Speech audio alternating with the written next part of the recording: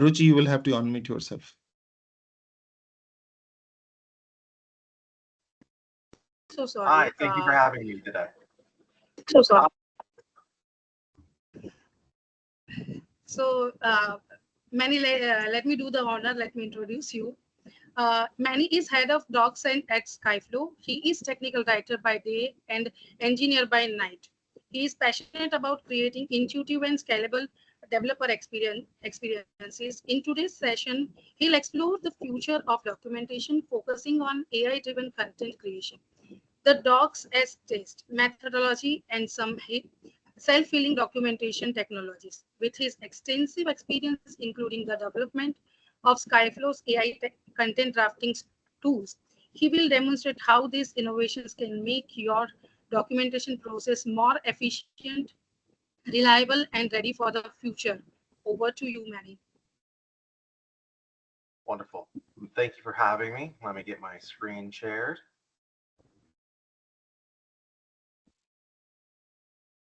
All right. Can you all see my slide? Yes, very well. Wonderful. Then here we go. Thank you, everybody, for having me today. I really appreciate being here and you taking the time to hear me out on some things that I feel are incredibly exciting in our near future as technical communicators. Today, we're going to start by reviewing the current state of technical writing pipelines.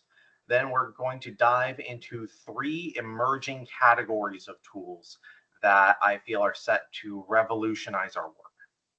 We'll explore how these tools integrate with our existing ones and discuss these exciting possibilities that these advancements bring to our field.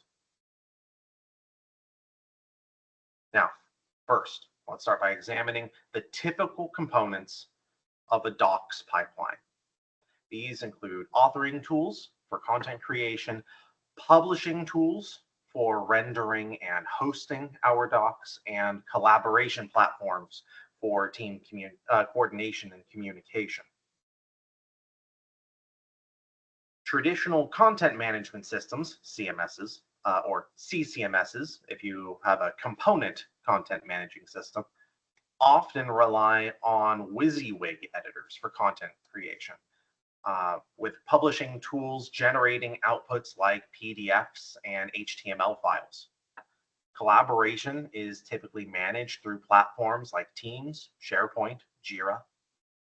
This might all be managed via monolithic system like Adobe Experience Manager as well, instead of having to piecemeal tools together.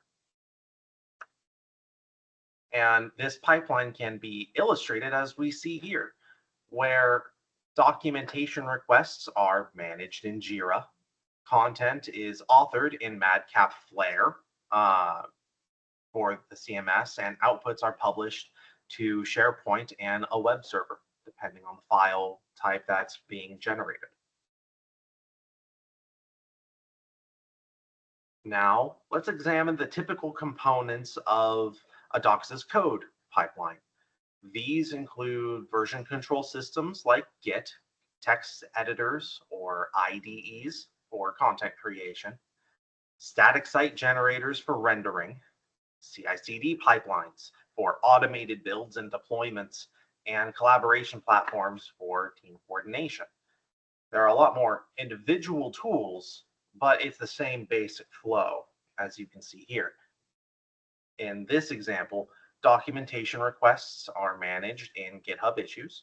Content is authored in VS Code, versioned in GitHub, built and deployed using GitHub Actions. Docusaurus generates the static site content that is hosted on GitHub pages. There are a lot of tools, again, but it's a similar, familiar for many of us, flow. Now, I've talked about a lot of tools already, and I know I went through that pretty quickly, but I just wanted to give us an overview. But there's one category of tool that I haven't talked about yet. You'll notice that I didn't mention AI. Much digital ink has been spilt writing about how AI will upend everything. And the first example that folks often trot out is how AI will replace writers. That hasn't happened, and that's not going to happen. But it will change how we work. It's become increasingly that generative AI most benefits from a purposeful, targeted use. And even then, it's difficult to get right. I will be talking a bit about tech writer focused AI that's going to be available in the foreseeable future, but not everything can or should be solved by AI. Also, for the record, AI chat in docs isn't a tech writer facing feature. It's a user feature.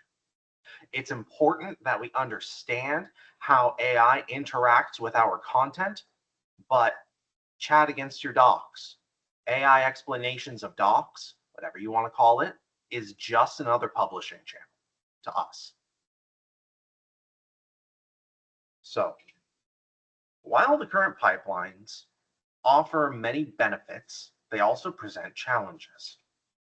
Content creation is still largely manual, though there are exceptions like references created from open API definitions.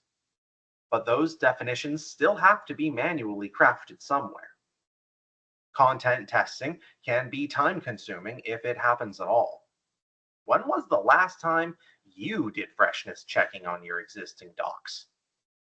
Maintenance overhead can be significant, especially for larger documentation sets where a broken concept can cascade into broken references and inaccurate guides and tutorials. But it doesn't have to be this way. There are three categories of new tools that are emerging to overhaul the way we create, validate, and maintain documentation. These tools automate routine tasks and accelerate dynamic ones, freeing us, the technical writers, to focus on higher value work. Category number one, content generation. Content generation tools help technical writers quickly create initial drafts of docs or create supplementary content. They can take inputs like documentation requests, planning documents, or API specifications and generate comprehensive drafts, freeing writers to focus on refining or enhancing the AI generated output. No, I am not talking about ChatGPT or any other general purpose tooling. I'm talking about AI applied specifically for the purpose of generating novel technical content that takes into consideration the constraints of technical content. Content generation tools can take various inputs like those documentation requests, planning documents, or API specifications and generate initial drafts. The writer reviews the output and refines the output and ensures accuracy and clarity before anything gets approved. Imagine you're tasked with documenting a new feature. You provide the content generation tool with product requirements, engineering designs, and workflow details. The tool generates a conceptual overview, a how-to guide, and code samples, all based on this information. The writer's role shifts to refining and enhancing the generated content, leveraging their expertise for higher value tasks. But how do I know this works and isn't just AI fluff? Because I built one. Verba GPT is an internal Skyflow tool that generates first drafts of documentation based on known good uploaded content. That's the PRDs, engineering design docs, API designs, all the things that I just mentioned in these last few slides. Verba GPT applies that content to a choice of predefined templates that include structure, instructions, and examples. Then consider all of that uploaded content to create a draft. It's not perfect, but it's fast and it's accurate, and it provides a great starting point for writers to refine and expand upon.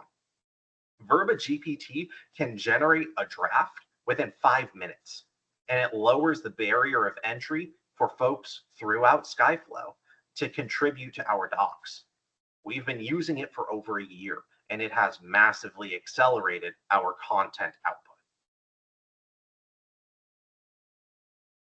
If it was so easy, though, why hasn't everyone adopted this already? Why aren't all of these tools prolific? Because it's not easy.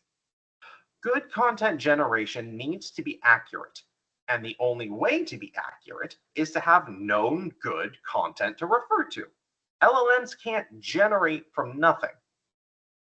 Next, the LLM needs to be able to get the right segments of that content at the right time, which means that RAG, retrieval augmented generation, is involved.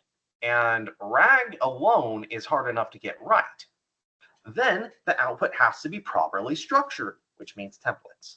And the content has to be correctly applied to the template, iteratively. Every step of this is hard. And there's a variety of good reasons why I haven't productionized Verba GPT outside of Skyflow to date. But this is early days, and there are content generation tools that are out there, and more will keep cropping up to change how we create our initial drafts of content. They can significantly speed up our writing process, and again, allow us to focus more on refinement and accuracy rather than starting from scratch. As I mentioned, I have Verba GPT within Skyflow, but Claude's artifacts experiment is an excellent example where you can have a conversation with Claude about a document that you are collaborating on actively. There's also devdocs.io that just today rolled out functionality similar to Verba GPT in their web UI, where it is knowledgeable about all of your existing code and all of your existing docs and can help you draft content faster. Now, that's category number one. Category number two is content testing. Content testing tools embody the docs as tests philosophy. They treat documentation like code, but in the sense of applying automated testing principles to docs to ensure that the documentation content is accurate and reliable. This approach significantly reduces the risk of outdated and incorrect information ever risking users, because your machines, your CI/CD pipelines, are validating that all of the docs work as written. Note that there are already tools that verify the syntax of markup, like Markdown lint, and the style of content, like Veil. Those act as linters, rule checkers, but they don't actually validate that the content itself is accurate and can be run as written. That's what this category does.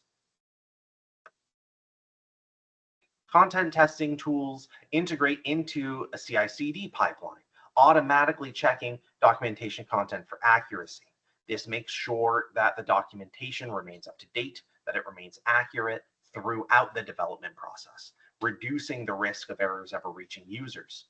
You might also trigger validations manually while drafting content or on a schedule to ensure freshness. If you have a UI-based procedure, a content testing tool can open a web browser and navigate through the steps in the UI. If you have an API-based procedure, it can make the API calls and check that the responses match your expectations. If you have a CLI-based procedure, the tool can run the commands and check the outputs. If you have an SDK-based procedure, it can run the code and check the results. These tools can catch errors that would otherwise slip through the cracks. And if the tool detects a failure, it can automatically create issues for your review. If you test in a staging environment, you can catch issues before they ever reach production, making sure, again, that your documentation remains accurate and that it remains trustworthy so that you can build and maintain user trust in your documentation, in your user experience, and in your product.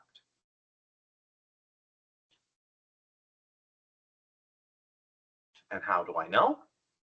Because I built one. Doc Detective is a tool that automates documentation testing.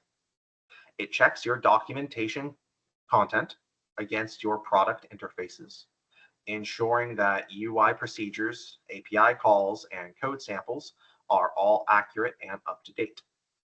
Doc Detective integrates into your CI/CD pipeline, automatically validating your documentation throughout the development process. It can catch errors that would otherwise slip through the cracks and make sure that your documentation always reflects your product interfaces.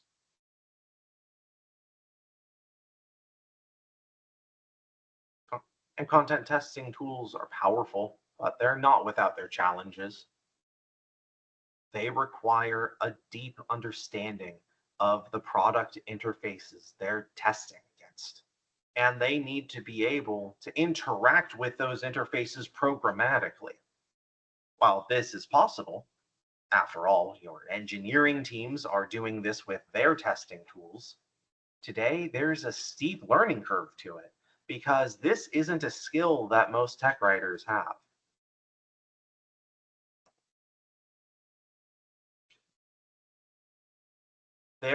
By integrating these tools with CI/CD pipelines, we can catch those errors. And there are a variety of tools that we can use to achieve this goal. I wrote Doc Detective. Obviously, I'm somewhat partial to it. It is one of the first tools intended for technical writers to test our content. But Microsoft Azure also released Innovation Engine earlier this year. It is primarily focused on READMEs, but if that's what you want to test and you only have bash commands that you worry about, then that might be the tool for you. There's also runme.dev, which focuses on on creating bash-based runbooks. But if you are restricted to Python, if that's all you have to worry about, you can use Jupyter Notebooks, which can validate that every command that is in your documentation from top to bottom can run as written. There are options and there are tools, more tools than we have ever had access to before as technical communicators. But if you are more engineering inclined, you can use the engineering tools to do this too, like Playwright, like Cypress, like Puppeteer or Karate. There are so many tools available. It's more a matter of finding one that matches your skill set and that can test the specific product interfaces that you need to validate. Now, that is category number 2. Category number 3 is content self-healing. Self-healing tools represent the cutting edge of documentation automation. They promise to handle routine maintenance tasks automatically, allowing us to focus on the more complex and creative aspects of documentation. Self-healing tools most likely, or most often, tend towards agentic AI systems. An AI agent is a system that can perceive its environment, reason about it, and act within it. In this case, the environment is the documentation and the systems that the agent has access to. The reasoning is the validation checks, and the actions are fixing errors. Agents, more generally, are actively being developed today, And if you thought generative AI was wild, you've seen nothing yet. A typical self-healing flow can be kicked off by a validation tool, flow into the agent itself, which can then perform research into all of the various systems that it has access to before suggesting a fix. And it might go a little something like this. Imagine a scenario where a content testing tool like Doc Detective finds an inconsistency between the documentation and the product UI. The docs refer to a button string that doesn't exist in the UI today. Doc Detective sends the error and the associated information to the healing tool. The healing tool receives the error and researches the discrepancy by analyzing the documentation, analyzing whatever collaboration platforms that it has access to, like Jira, analyzing system logs, analyzing Git history. The tool discovers from the Git history that the button string in the docs was changed the previous week, and it notes the new string that the button was changed to. The tool also discovers from Git and system logs that a new version of the product was just released yesterday, and that release should have the new string in it. The healing tool then creates a pull request to update the docs with the new button string and notifies the writer of the necessary changes and how it arrived at this conclusion. And this can all happen during the writer's off hours, while the writer is sleeping. But how do I know? This is definitely the most ambitious and science fiction sounding of all of the categories I'm talking about today. This can't possibly be real, right? But it is. It is. While I didn't build this one, I'm working with it. And while the specifics of my example might be just a little bit beyond where the tooling is today, it's built on the same principles that tools like Hyperlint use to traverse doc sets and autonomously suggest edits. I'm using Hyperlint today at Skyflow, and I use it in Doc Detective as well to perform autonomous pull request reviews of technical content. And some new functionality lets Doc Detective automatically create GitHub issues when it detects a failure, and those GitHub issues can then trigger self-healing flows with Hyperlint or with other agentic tools. As for the tools themselves, there is the aforementioned Hyperlint, and there's also GitHub Copilot Workspace. Yes, that's just GitHub Copilot with another word added on to the end. Don't ask me about GitHub's naming schemes.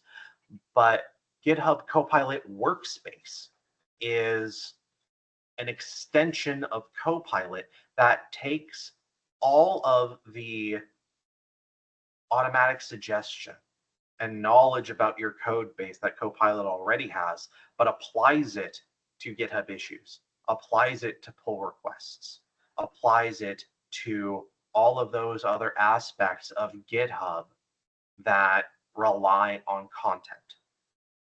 And it's very, very easy to see how one in a month or 3, let alone 6, we could create an issue and flag GitHub Copilot Workspace to act on a request to do research for us. And then another 3 to 6 months after that, where it spins up a PR at our request.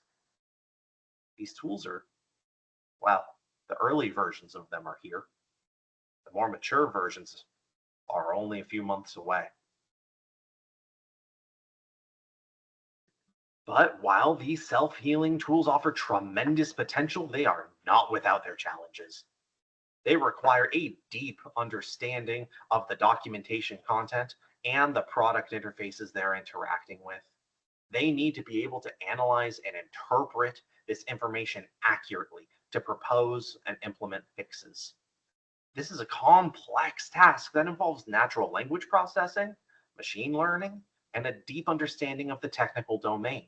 And that doesn't even get into the security considerations of having an AI-based agent with access to all of these different tools, even if it's read-only. This is something that has to be built with great care and great intention. It's not something that can be done quickly or easily, but it is being done. Now, all these three categories, the real power of these tools comes from their integration with each other. By combining generation, testing, and self-healing capabilities, we create a more robust, efficient, and accurate documentation process that allows for continuous automated improvement with human guidance. You generate content and verify that it's accurate immediately. As we already talked about with testing and self-healing, you identify an issue and move it over to have the system try to heal it for us. For self-healing and generation, well, it's going to have to update that outdated content to propose a fix, and that has to be knowledgeable of everything else. It has to be knowledgeable about your documentation and about your product itself. In a Docs code setup, this is how it might be. Content generation tools create initial drafts or supplementary content, while content testing tools automatically validate the documentation accuracy. And content healing tools can identify and resolve those common documentation issues with minimal intervention. These tools all integrate into the CI/CD pipeline, making sure that the documentation is accurate and up to date at all times. In a CMS setup, the tools would be more tightly integrated with whatever proprietary authoring systems you use, but the principles are the same.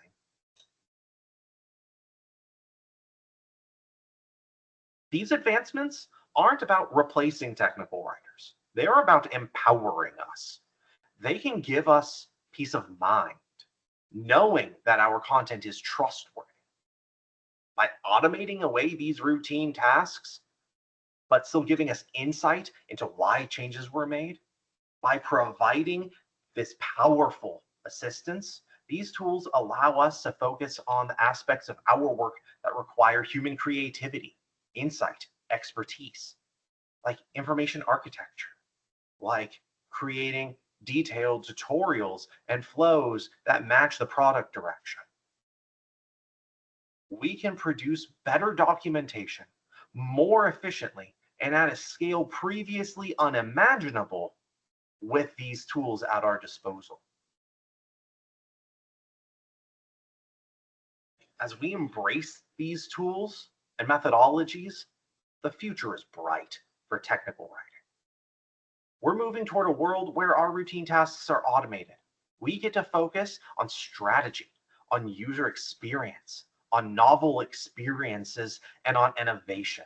Our roles as communicators get to be highlighted. Our roles as technical communicators becomes more crucial and impactful than ever before as we provide the guidance that these systems need to drive our doc sets to be more meaningful than they ever have before. Thank you all for your attention. I'm really excited about everything that we're building together in the field of technical documentation. Please feel free to connect with me on LinkedIn if you would like to continue this conversation or learn more about the tools and concepts that we've discussed today. Also, feel free to take a look at the resources that I have up on the screen. docs-tests.com is a blog where we talk about applying the Docs as Tests methodology with various tools. I'm writing a book on the subject that you can show your interest in. And for the tooling itself, doc-detective.com is our doc set. Wonderful. Thank you. I'll stop sharing and let's take a few questions.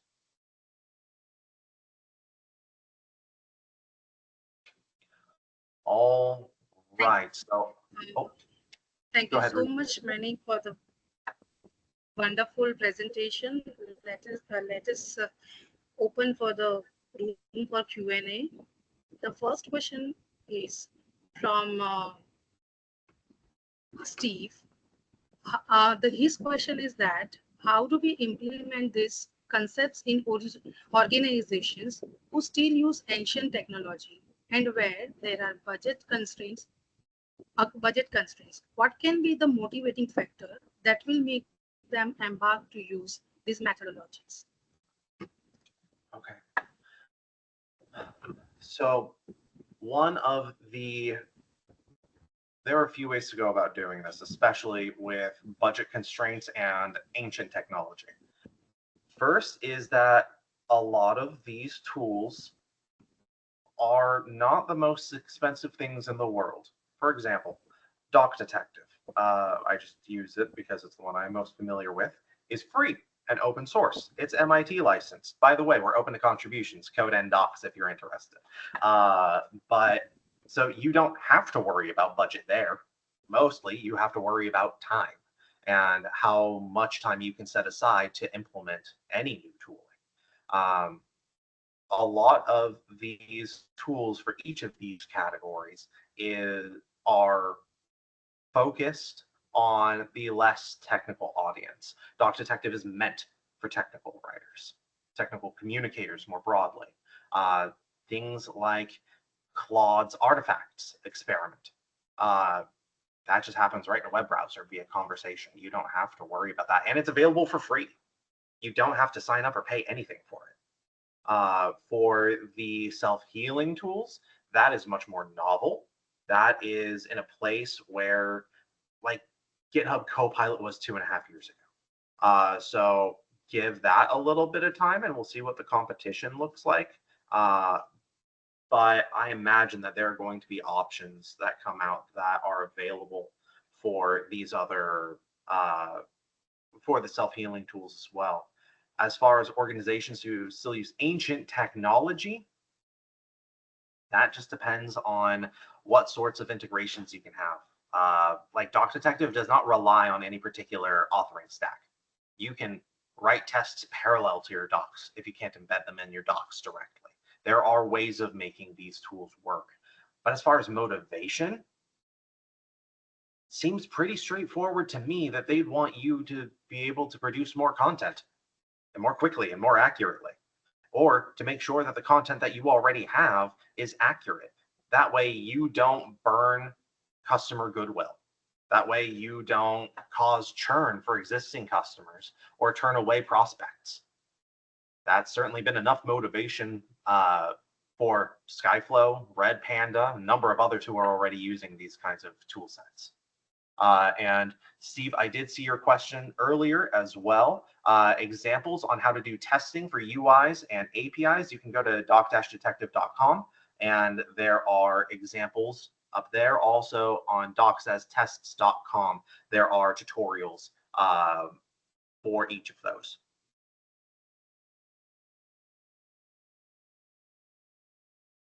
Thank you, Manny. The next question is from Parthodip Chaudhary. What's your thoughts on addressing review comments from SMEs? How can AI handle review comments? That is difficult for a variety of reasons. First, because I understand the appeal of having AI do review or to handle review comments from other folks, but I do not accept feedback from a SME simply because it's feedback from a SME. And so I am hesitant to ask an AI to globally apply all of their edits because they suggested the edits. I am pretty firmly of the stance that their comments should be considered, but not simply accepted. As for how we would go about applying AI to that, I don't have a clear answer for that today. Tools like Hyperlint can make suggestions and edits on a pull request, but I do not know of any tools that are available or in the works that could apply or generate edits from suggestions or comments. thank you, Manny. Truly said that SMEs are very special people in our industry. Yes, Yeah, they are. yeah. So we cannot. I think we cannot use AI or something for that. They cannot replace by them, right? And No, and we should very seriously consider everything that they suggest to us. I mean, they feel the need to leave a comment. So we need to consider why they're leaving a comment and address it appropriately.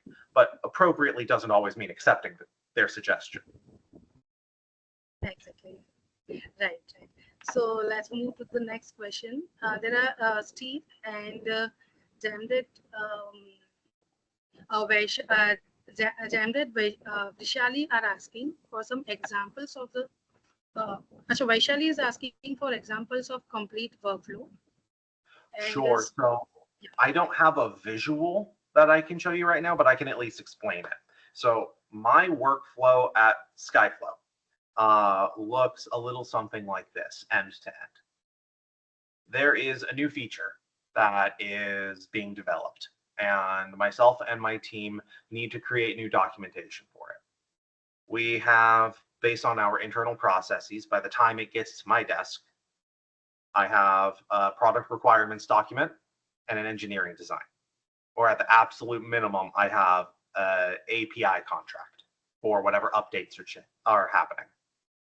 I then take those into Verba GPT, and I have already assessed the feature and decided, oh, hey, I need a new conceptual overview. I need a how-to guide for how to do this, and I have reference updates that I need to make. I go to Verba GPT and I say, here are all of the known good planning documents. Please generate a conceptual overview on this topic and a how-to guide based on the use cases laid out in those planning documents. And it takes the templates that I've predefined and it runs with them and it generates the 2 documents that I asked it to generate. I then pass those off to my SME and often my engineer and my PM for the given feature. They review it for accuracy and completeness. And then I take a look at it.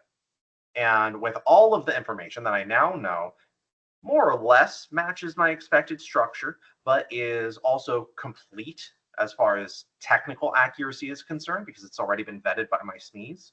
I then tear it to pieces and reconstruct it as I feel I need to meet our quality bar.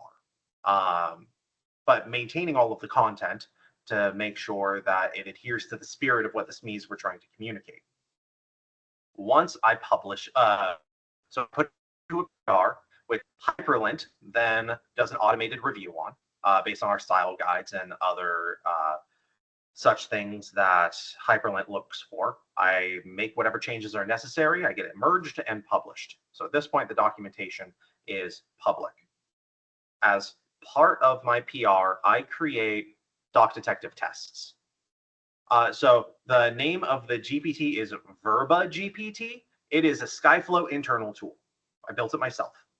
It is not the same as the tool called Verba GPT that you'll find if you go to DuckDuckGo. That is an unfortunate naming conflict. They're not the same thing. If you want to learn more about my Verba GPT, I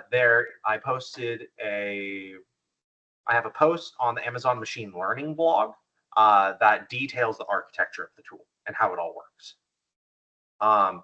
But getting back to the flow, when I write the content, I also write doc detective tests for the content to validate all of the procedures so that when the content gets published, I know that the day that it's published and every day thereafter, the content can be performed as written. And then if something breaks, if something in the product changes unexpectedly, which actually has happened to me on more than one occasion, then Doc Detective sends me a notification because I have it running on a schedule every day at midnight, UTC. And then that passes into, it creates an issue in GitHub, which I then flag Hyperlint to go and try to fix for me. So that's how it and then Hyperlink goes in and tries to create a PR or at least a plan to fix the issue that Doc Detective picked up. So end to end, that's how I'm using every single one of the tools that I talked about today.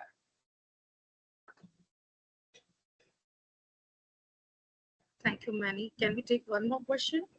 Yeah. Like Steve is asking for, can we get some examples on how to do the testing of UIs and APIs?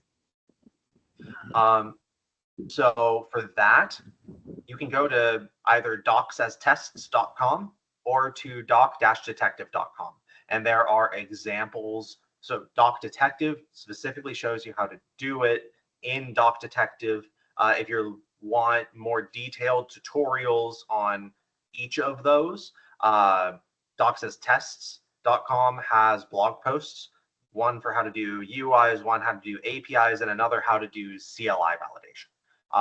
And we have a few other tools that we're highlighting as well. Like there's a blog post on how to do UI testing with Cypress. And there will be more tools as time goes on.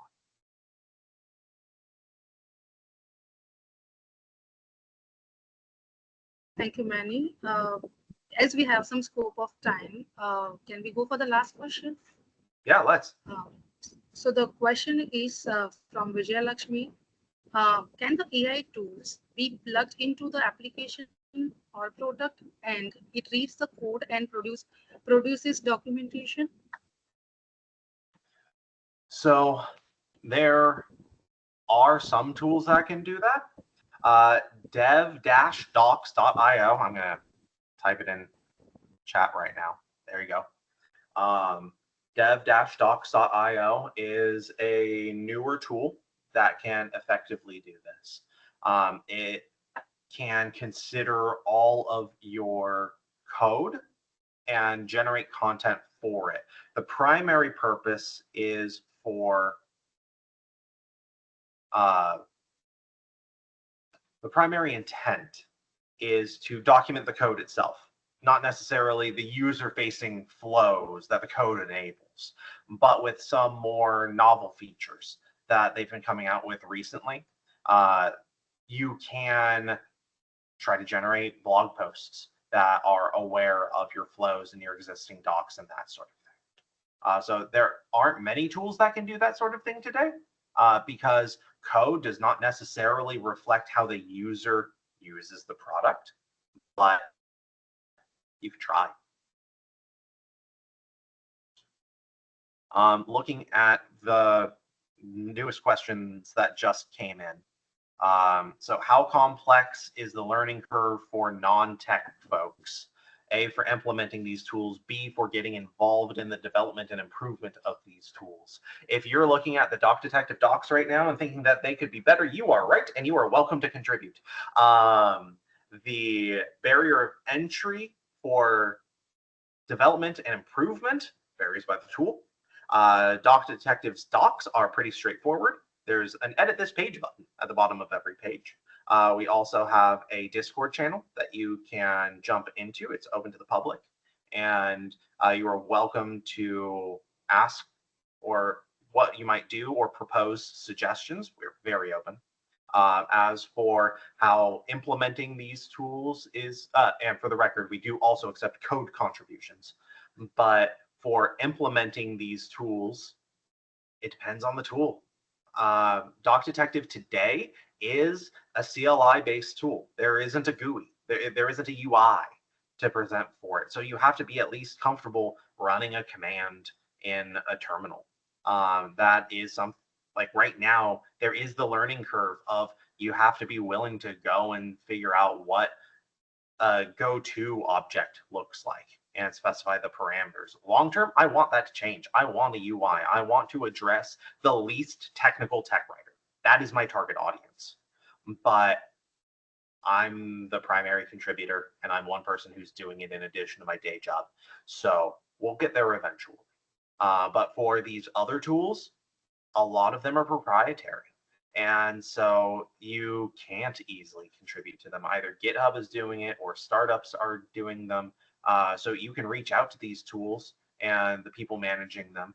But by and large, unless something is open source, you're not going to be able to contribute to it. But The proprietary tools tend to be easier to integrate because people have a much more vested interest in having the onboarding be as seamless as possible. Thank you, Manny, for answering all such questions. Participants, if you have more questions, you can join the subject-based community, or you can connect with Manny on LinkedIn and continue with the conversation. Thank you so much, Manny. My pleasure. Thank you for having me Anna, again. yeah, we are most happy to have you here.